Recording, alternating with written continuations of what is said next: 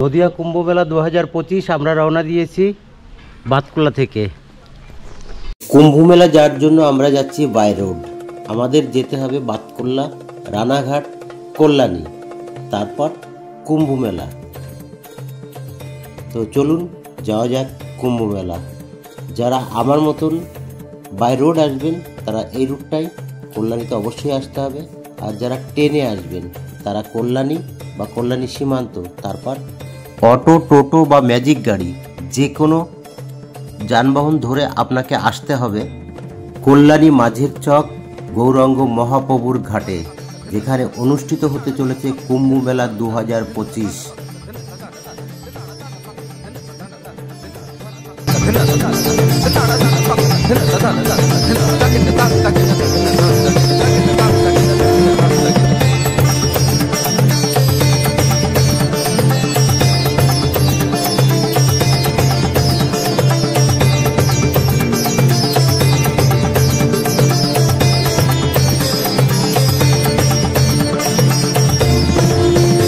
দাদা, যেখানে কুম্ভ মেলা হবে সেই জায়গাটায় যাব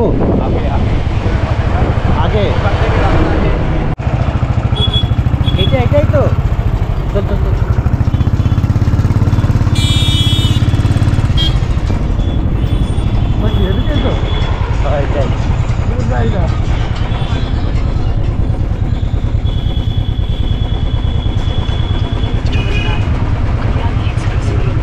ম্যাপ যেটা দেখাচ্ছে সেটা উল্টো দিকে, মানে গঙ্গার ওপারে দেখাচ্ছে। রোড ছেড়ে আমরা চলে এসেছি অফবিট রোডে। অফবিট রোডে বেশ খানিকটা যেতে হচ্ছে।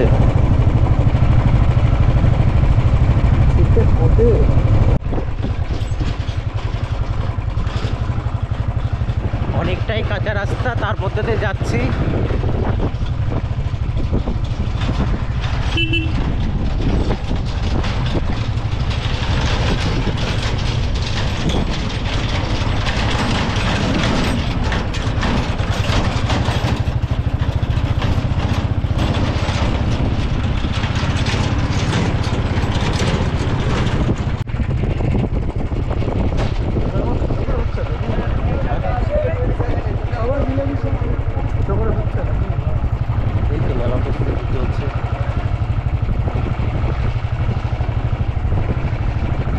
তো মেলাটা অনুষ্ঠিত হয় গঙ্গার পাড়ে, এখানে প্রস্তুতি চলছে।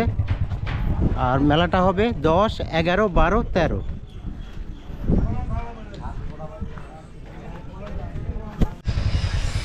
নাগরদোলা এখানে এসে গেছে, নাগরদোলার সামনেই।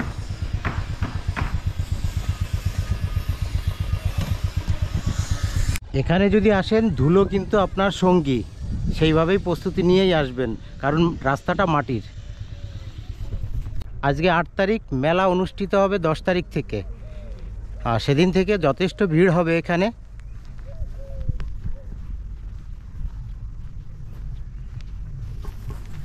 সব বলতে হবে। এই জায়গাটার নাম হচ্ছে চশোর, হ্যাঁ মাঝের চর। এই জায়গাটা হচ্ছে মাঝের চর। এইখানে সাগর মেলার উদ্বোধন করা হয়েছে। তা এখন আমরা শুনে এখানে এসেছি যে এখানে মেলা হবে 11, 12, 13 এই তারিখে স্নানটা হবে। এই তারিখের জন্য আমরা এসেছি। আচ্ছা, 10 তারিখ থেকে স্টার্ট। 10 তারিখ থেকে স্টার্ট, 10 তারিখ থেকে 16 তারিখ। 10 তারিখ মেলা চালু, আর 10 তারিখ, 11 তারিখ, 12, 13 লাস্ট। 13 লাস্ট, 16 তারিখ অবধি থাকবে। যেহেতু অনেক লোক সংখ্যা থাকবে, অনেক ভক্তবৃন্দরা আসবে, তারা বিভিন্ন দূরদেশ থেকে আসবে, তাদের জন্য তারা 16 তারিখে বাড়িয়েছে। মাঘী পূর্ণিমাতে স্নান। তো রেডি হয়ে গেছি, গঙ্গায় এবার স্নান করব।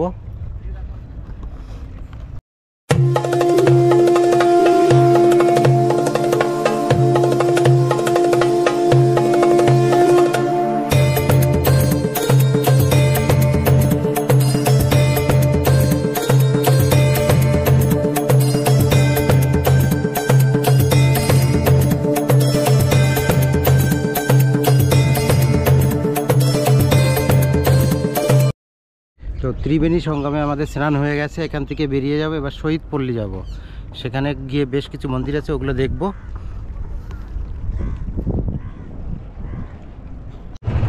জায়গাটার নাম হলো কল্যাণীর চর মহাপ্রভুর ঘাট। এখান থেকে আমরা যাব 3 কিলোমিটার দূরে সবুজ পল্লী। পাকা রাস্তার এ পাশটা কল্যাণী আর ও পাশটা হালি শহর। এই মুহূর্তে আমরা চলে এসেছি রানী রাসমণির হালি শহরে। যেমন সাধক বামাখ্যাপার হালি শহর, তেমনি ঠিক রাসমণির হালি শহর। শোনা যায় রানী রাসমণি ছোটবেলায় এই ঘাটেই স্নান করতেন, তাই এখানেও তার জামাই একটা দক্ষিণেশ্বরের আদলে একটা মন্দির নির্মাণ করে দিয়েছে। সেই মন্দির এখন আমরা দেখছি। এর পাশাপাশি দুটো মন্দির আছে, বেশ সুন্দর। আর পার্কিংয়ের জন্য এখানে সুব্যবস্থাও আছে। যদি গাড়ি নিয়ে আসেন পার্কিংয়ে কোনো অসুবিধা নেই।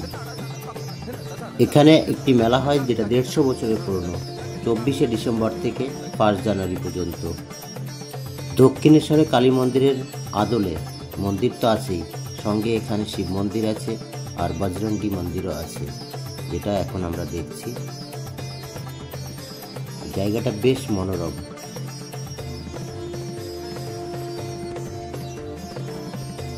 এই জায়গাটা বেশ ভালো লাগলো আমার। আর একটা জিনিস, 10 টাকায় 10টা ফুচকা, যা এখনো এখানে দিচ্ছে।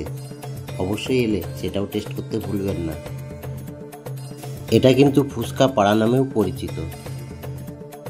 যদি আপনার সময় থাকে তাহলে গঙ্গা বক্ষে আপনি নৌকা বিহারও করতে পারবেন। বেশ সুন্দর পরিবেশ এটা, আমার বেশ ভালো লেগেছে। অবশ্যই আপনারা আসলে এখানে ভিজিট করে যাবেন।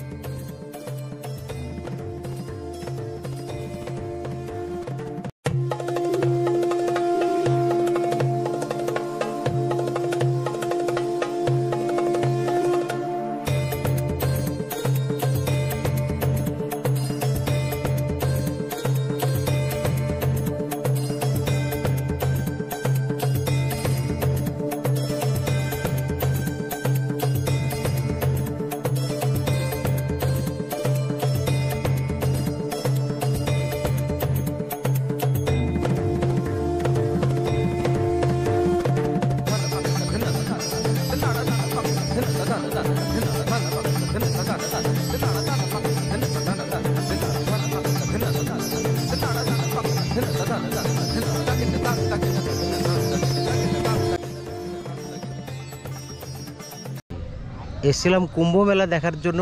নদিয়া কুম্ভ মেলা দেখে আমরা রানী রাসমণি ঘাট হয়ে এবার বাড়ি যাচ্ছি।